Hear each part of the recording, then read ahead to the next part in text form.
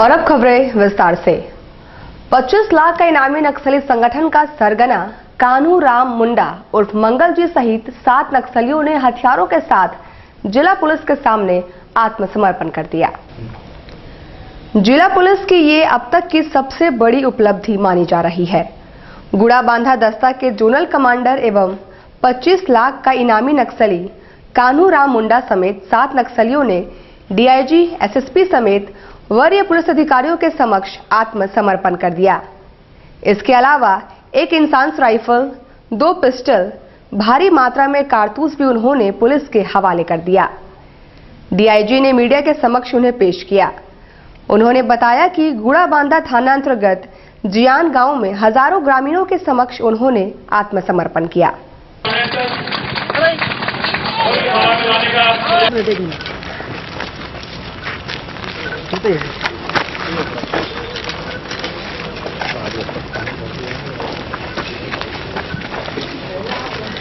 Police के समक्ष light ज्यादा हो जाए और कान्हू राम मुंडा जो बंगाल, झारखंड, उड़ीसा बॉर्डर रीजनल सचिव हैं, उन्होंने अपने 6 सदस्यों के साथ पुलिस के सामने आत्मसमर्पण किया है हथियार के साथ। ये बहुत बड़ी बात है, ये पूरे एरिया के लिए आज बहुत बड़ा दिन है।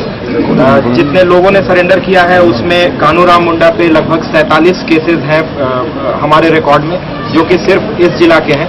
इसके अलावा अभी और भी केसेस होंगे आसपास के जिलों में और आसपास के स्टेट्स में, जो हम लोग पता लगा रहे हैं। अभी के समय में वो स्थिति नहीं है। पहले जिस तरह का मैंने कोई भी विकास प्रोग्राम नहीं था उस पहाड़ अंचल में, और फिर पुलिस का भी, चौकीदार का भी जिस तरह का दबदबा था, जो अत्याचार था, वो मैं भी करीब 18-19 साल पार्टी से जुड़ा था।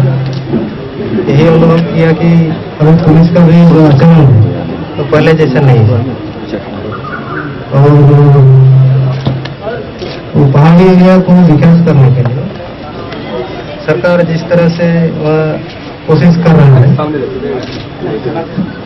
वो पहले से रास्ता भी नहीं था, इलेक्ट्रिसिटी नहीं था, इंदिरा आवास नहीं था,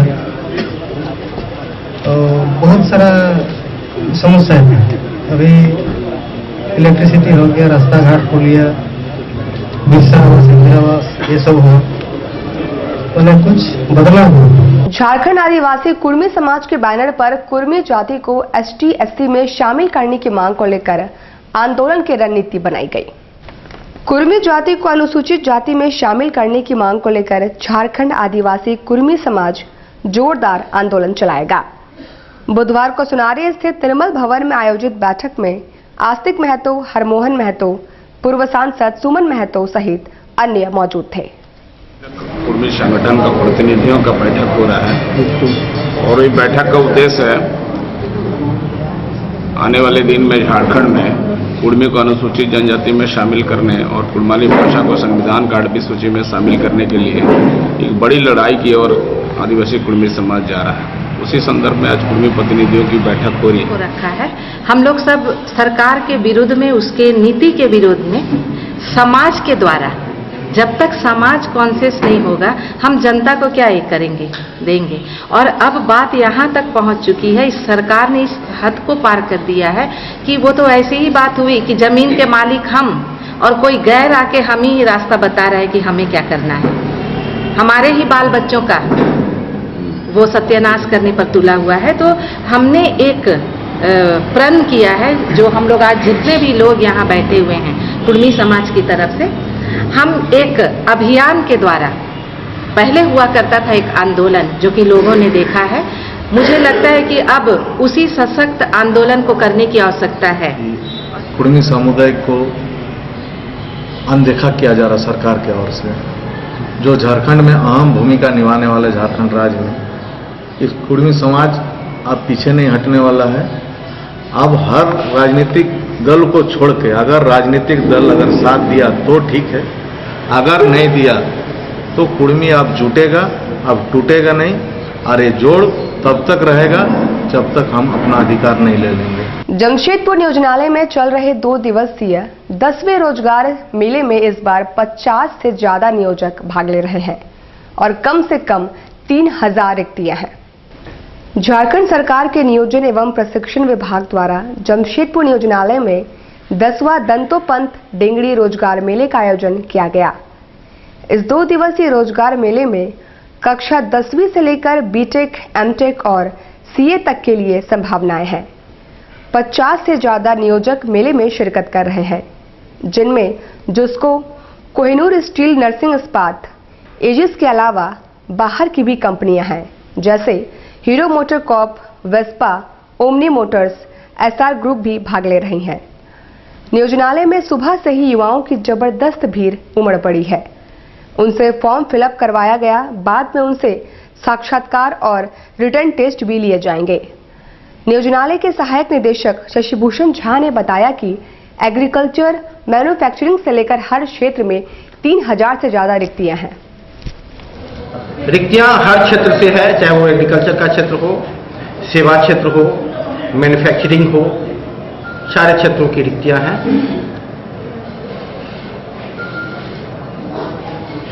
एजुकेशनल क्वालिफिकेशन क्लास 10 के स्टैंडर्ड से कम से लेते हुए बीटेक, एमटेक, आईसीडब्ल्यूए, सीए सभी स्तर की रिक्तियां हैं। नियोजक जो प्रमुख नियोजक हैं, वो प्रमुख नियोजक में शहर के नियोजक प्रमुख में जुस्को है, कोहिनूर स्टील है, नर्सिंग इस्पात है, एजिस लिमिटेड एसआर ग्रुप की कंपनी है, ओमनी ऑटो है। बाहर की कंपनियों में जो प्रमुख है हीरो मोटर कॉर्प है, वेल्सपन इंडिया लिमिटेड है, रेंडस्टेड लिमिटेड है और भी कई कंपनियां हैं। वित्त मंत्री अरुण जेटली द्वारा पेश किए गए बजट पर चर्चा के लिए बुधवार को चैंबर ऑफ कॉमर्स में व्यवसायियों के लिए एक परिचर्चा का आयोजन हुआ। 1 फरवरी को वित्त मंत्री अरुण जेटली ने जो बजट पेश किया, उसमें डायरेक्ट और इनडायरेक्ट टैक्स में थोड़ी राहत दी गई है। साथ ही उन्होंने घोषणा की है कि 1 जुलाई से जीएसटी अर्थात गुड्स सर्विसेज टैक्स लागू हो जाएगी। व्यवसायियों और व्यापारियों को इसके तहत अपना स्टॉक कैसे तैयार करें और खुद को जीएसटी के प्रारूप के तहत कैसे फिट बैठाए, इस पर चर्चा के लिए सिंहभूम चैंबर ऑफ कॉमर्स में एक परिचर्चा का आयोजन किया गया। इस मौके पर कोलकाता से विशेष तौर पर आए सीए एसएस गुप्ता ने जीएसटी के प्रारूप और प्रोसेशन पर विस्तार से प्रकाश डाला।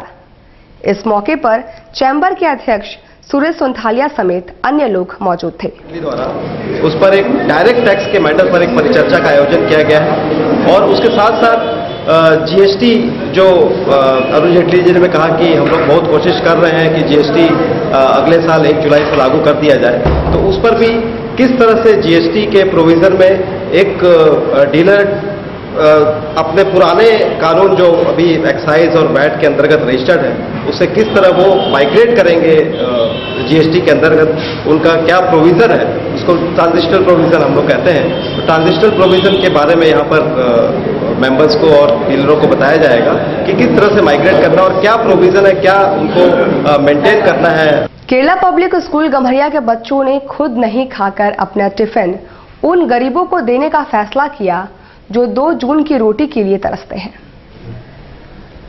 अनोखा उदाहरण पेश करते हुए केरला पब्लिक स्कूल गम्हरिया के बच्चों ने खुद नहीं खाकर अपने टिफिन गरीबों को समर्पित कर दिया।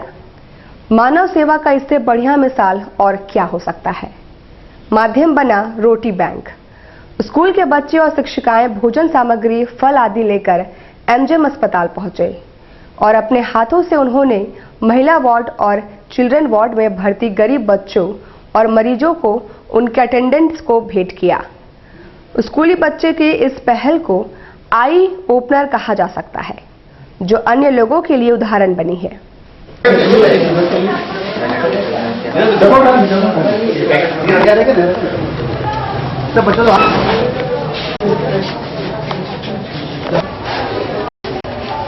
हाथ में दो बाबू।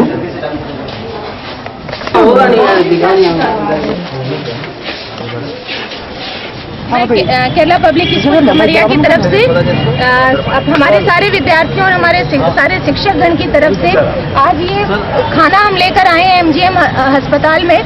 ये स्टैंडर्ड 2 के स्टैंडर्ड 2 के 4 सेक्शन है और प्रत्येक क्लास में 50 बच्चे हैं, तो 200 बच्चों ने अपना टिफिन जो लंच के समय वो लेते हैं, लंच टाइम के समय लेते हैं, वो खाना उन्होंने खुद नहीं खाया और उन्होंने उन गरीब लोगों के लिए भेजा है जो खाने से मोहताज है। तो ये छोटा सा प्रयास है हमारा और ये प्रयास हमारा फलीभूत हो रहा है रोटी बैंक के